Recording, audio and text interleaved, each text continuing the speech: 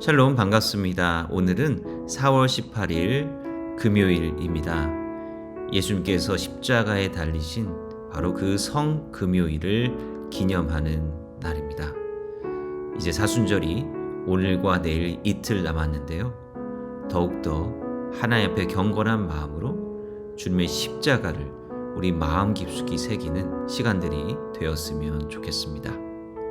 오늘은 예수님의 다시 오심과 완성이라고 하는 주제로 하나님의 말씀과 묵상의 내용을 나눠보도록 하겠습니다.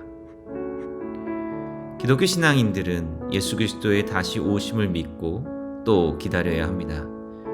예수님께서 육신의 몸을 입고 이 세상에 오셨던 것은 우리를 죄에서 구원하시기 위해서였다면, 다시 오실 예수님께서는 이 땅 가운데 온전한 하나님의 나라를 이루실 것입니다. 부활하신 예수님께서 제자들이 보는 앞에서 하늘로 올려지실 때 동일한 모습으로 다시 오시게 될 것이라는 약속이 주어졌습니다. 갈릴레아 사람들이여, 왜 하늘을 뚫어지게 바라보며 서 있나요? 이 예수님 곧 그대들을 떠나 하늘로 들려 올라가신 분은 하늘로 가시는 것을 그대들이 지켜본 그대로 오실 것입니다. 예수님께서 다시 오셔서 이루실 하나님의 나라는 창조 때에 이 세상의 선한 모습을 회복하는 것입니다. 우리는 진리로 자유함을 얻게 되었지만 세상은 여전히 우리를 구속하고 있고 하나님의 뜻대로 살고자 하는 우리를 무시합니다. 그러나 하나님께서는 하나님의 때가 되면 새 창조의 역사를 통해 완전히 새로운 하나님의 나라를 이루실 것이라 말씀하십니다. 보라, 내가 새 하늘과 새 땅을 창조할 것이기 때문이다. 이전 것들은 기억나지도 않고 마음에 떠오르지도 않을 것이기 때문이다. 이 세상의 나라는 종종 폭력과 권력, 경쟁과 억압을 기반으로 유지됩니다. 그러나 하나님의 나라는 전혀 다른 방식으로 다가옵니다. 그것은 사랑과 정의, 용서와 평화를 바탕으로 세워지는 나라입니다. 예수님께서는 제자들에게 이렇게 말씀하셨습니다. 평화를 그대들에게 남겨두고 갑니다. 나의 평화를 그대들에게 줍니다. 내가 그대들에게 주는 평화는 세상이 주는 것과는 다릅니다. 그대들 마음이 뒤흔들리지도 겁을 먹지도 않기 바랍니다. 예수님이 말씀하시는 평화는 단순히 감정적인 안정이나 물질적인 평화를 말하는 것이 아니라 하나님의 통치 아래 이루어지는 온전한 샬롬의 상태를 의미합니다.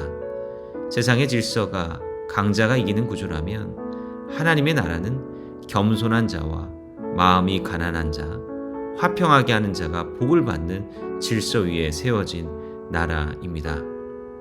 하나님의 나라는 먹고 마시는 것이 아니라 성령님 안에서 누리는 정의와 평화와 기쁨이니까요. 성경이 우리에게 전하는 구원의 역사는 개인적인 데 그치는 것이 아닙니다. 하나님의 구원의 역사는 이 세상 전체를 포괄합니다. 이런 차원에서 하나님 나라의 실현은 개인을 넘어선 이 세상 전체의 구원을 의미하는 것이며, 이 사회와 역사, 창조세계 전체를 향한 하나님의 뜻이 온전히 실현되는 것입니다. 이 하나님의 나라는 그리스도의 몸된 공동체인 교회를 통해 이미 시작되고 있으며, 교회가 온전히 세워져 갈 때 이 하나님의 나라는 더욱 속히 이 땅 가운데 임하게 될 것입니다. 남은 사순절 기간 동안 우리가 바라보아야 할 것은 과거의 구원 역사가 아니라 장차 이 땅 가운데 우리를 통해 이루어지고 완성될 하나님의 나라입니다. 주님 다시 오실 날을 소망하며 지금 이 순간에도 그 나라의 백성으로 충실하고 신실하게 살아가시기를 간절히 소원합니다. 이것들을 증언하는 분이 말씀하십니다. 그렇다, 내가 곧바로 간다. 아멘. 오십시오, 주 예수님. 기도하겠습니다. 사랑과 내가 많으신 아버지 하나님, 주님께서 우리의 구원을 이루시고 이제 이 세상 가운데 온전한 하나님의 나라가 임하기를 예비하시는 줄로 믿습니다. 하나님께서 우리에게 주신 그 그 믿음과 소망과 또한 사랑을 가지고 이 세상 가운데 하나님의 나라를 이루어 가는데 헌신하며 살아갈 수 있도록 인도하여 주시옵소서. 그러나 때로 이 세상의 커다란 벽에 부딪혀 넘어지고 좌절할 때가 많이 있습니다. 그때마다 다시 회복되고 믿음으로 일어서게 하시고 담대하게 이 세상을 이기며 나아가는 주님의 자녀들이 될 수 있도록 주님 도와주시옵소서. 예수님의 이름으로 감사하며 기도드립니다. 아멘.